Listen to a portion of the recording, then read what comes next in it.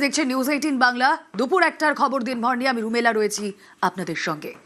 তৃণমূল আমলে বহু সামাজিক প্রকল্পে দুর্নীতি, একাধিক প্রকল্পে দুর্নীতির কথা বারবার সামনে এসেছে। তার মধ্যে খুবই গুরুত্বপূর্ণ যেগুলো তা হলো লক্ষ্মীর ভান্ডার, বাংলার বাড়ি, খাদ্য সাথী, এই সমস্ত কিছুতে দুর্নীতির অভিযোগ উঠেছে। আর এবার তদন্তের ভাবনা রাজ্যের, প্রাতিষ্ঠানিক তদন্তের ভাবনা রাজ্যের। কথা বলবো সোমরাজ বন্দ্যোপাধ্যায় রয়েছেন সঙ্গে। সোমরাজ,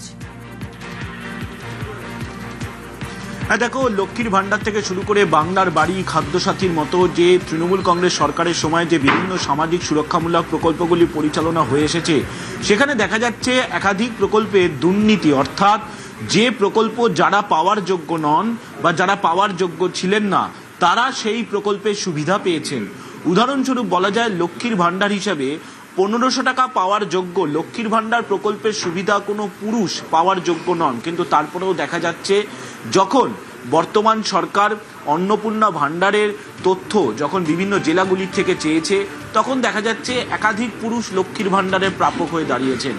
শুধু তাই নয়, বাংলার বাড়ির ক্ষেত্রেও দেখা যাচ্ছে যে যখন বিভিন্ন জেলায় জেলায় প্রধানমন্ত্রী গ্রামীণ আবাস যোজনার তালিকা স্ক্রুটিনি করতে বলা হচ্ছে, তখন দেখা যাচ্ছে বাংলার বাড়ির প্রাপকের তালিকায় যারা যোগ্য ব্যক্তি বা যোগ্য প্রাপক ছিলেন না, তারাও বাংলার বাড়ির সুবিধা পেয়েছেন।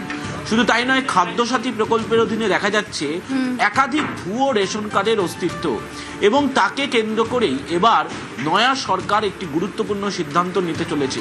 সূত্র মারফত জানা যাচ্ছে, প্রাক্তন বিচারপতি বিশ্বজিৎ বসুর নেতৃত্বে যে কমিটি তৈরি করছে রাজ্য সরকার, সেই কমিটির মাধ্যমে এই যে দুর্নীতির অভিযোগগুলি উঠে আসছে, বা যারা প্রাপকের তালিকায় যোগ্য নন কিন্তু তবুও তারা প্রাপকের তালিকায় ঢুকে গেছেন, তাদের বিরুদ্ধে তদন্ত করার জন্য প্রাক্তন বিচারপতি বিশ্বজিৎ বসুর নেতৃত্বে যে কমিটি তৈরি করা হচ্ছে রাজ্য সরকারের তরফে, সেই কমিটির মাধ্যমে এই তদন্তগুলি করা হবে।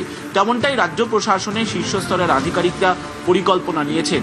তার কারণ, এত সংখ্যক দুর্নীতির অভিযোগ বা দুর্নীতির সন্ধান পাচ্ছে, সেক্ষেত্রে কোনো সংস্থাকে দিয়ে তদন্ত করা অসম্ভব বলেই মনে করছেন রাজ্য প্রশাসনের শীর্ষস্তরের আধিকারিকরা। আর সেই কারণেই প্রাক্তন বিচারপতি বিশ্বজিৎ বসুর নেতৃত্বে যে কমিটি গঠনের কথা ইতিমধ্যেই মুখ্যমন্ত্রী শুভেন্দু অধিকারী ঘোষণা করেছিলেন গত সপ্তাহে। একেবারে প্রাতিষ্ঠানিক দুর্নীতির অভিযোগে তদন্ত কমিটি গড়ার কথা আগেই জানিয়েছিলেন মুখ্যমন্ত্রী শুভেন্দু অধিকারী। শুনবো সেই বক্তব্য। ইনস্টিটিউশনাল করাপশনের ক্ষেত্রে কমিশন তৈরি করার কথা ছিল।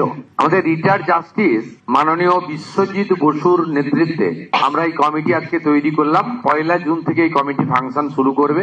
এর মেম্বার সেক্রেটারি করা হলো আমাদের সিনিয়র আইপিএস এডিজি র্যাঙ্কের জয়রামন সাহেব, তিনি হলেন মেম্বার সেক্রেটারি। গভর্নমেন্টের পক্ষ থেকে চিফ সেক্রেটারি এবং হোম সেক্রেটারি তাদের সমস্ত logistic support, infrastructural support, man power এবং যে যে ডকুমেন্ট তারা চাইবেন সেই তথ্য তাদেরকে দ্রুততার সঙ্গে দেবে। আমি আশা করব এই কমিটি তার ফাংশনিং শুরু করার 30 দিনের মধ্যেই রেকমেন্ডেশন গুলো দিতে শুরু করবে। সেই ভিত্তিতে পুলিশের পক্ষ থেকে এফআইআর লজ হবে এবং বিএনএস এর অন্তর্গত যে সেকশন আছে সেটা দিয়ে অ্যাকশনও নেব, এবং গভর্নমেন্টের ফান্ড এক্সচেকার থেকে যা দুর্নীতি হয়েছে রিকভারিও করার চেষ্টা করব উইদিন আওয়ার প্রেজেন্ট অ্যাক্ট, মানে বিএনএস এর অন্তর্গত।